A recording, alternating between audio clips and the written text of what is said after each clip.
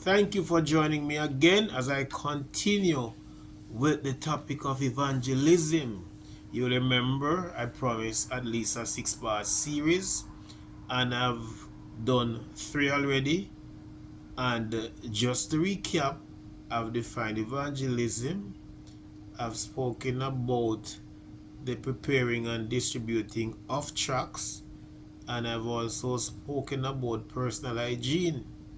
In this, the fourth episode, I am addressing approach and courtesy, and I want to let you know that these two are very important ingredients to have when you're performing evangelism duty, right? You must buy into this concept. Now, if you're going and when you're going on evangelism, the fact that you are so convinced that what you're in is the truth and you want people to be a part of your church, you want the number to grow and all of that, your desire for soul to be saved, you got to be convincing with the product you're carrying, and that's the good news of salvation. You've never gone to the market and asked a lady who is selling her orange if them sour, and she tell you no, you're gonna be asking her if the oranges are sweet, and she's going to tell you yes, even when they're sour.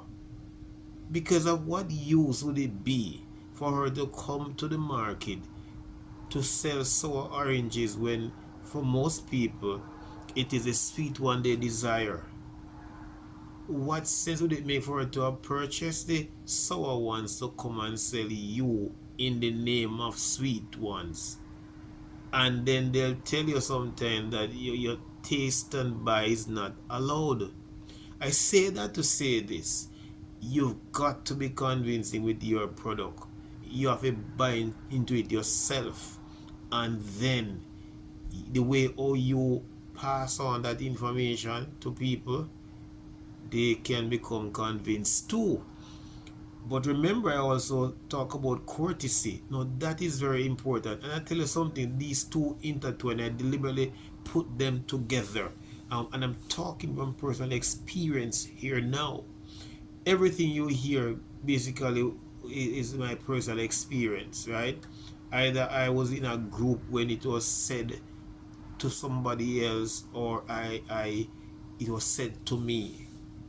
Now, you can't be you shouldn't be walking on the road with your tracks, which we addressed already, and you just walk up to people and just push it at them on like that. That would not be the right approach. You cannot do that. You've got to know the time of the day. So if it is morning or evening, afternoon, you've got to say, good morning, I am brother so and so, or brother or sister so and so from so and so, and with me is sister so and so. And if it's afternoon, you say the same thing. Evening, you say the same thing. That might break, no might, that will break the ice for you. You don't want nobody rush you, and so you're not a man that you just come pop poke up in their face. So, or who you?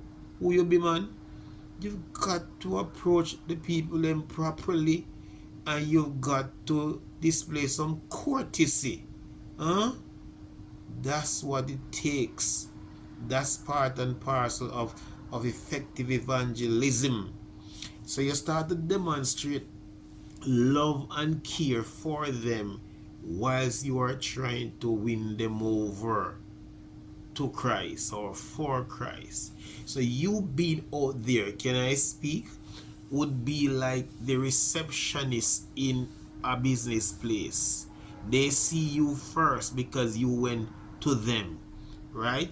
And so you know would be like the benchmark. They're looking at you and where you say you're from, and they would be expecting that if your approach is that good, then it means that the members in the church should be good too. Now, you and I know that it's not necessarily so, but at least let them see the face of your church through you based on your approach and the courtesy you display.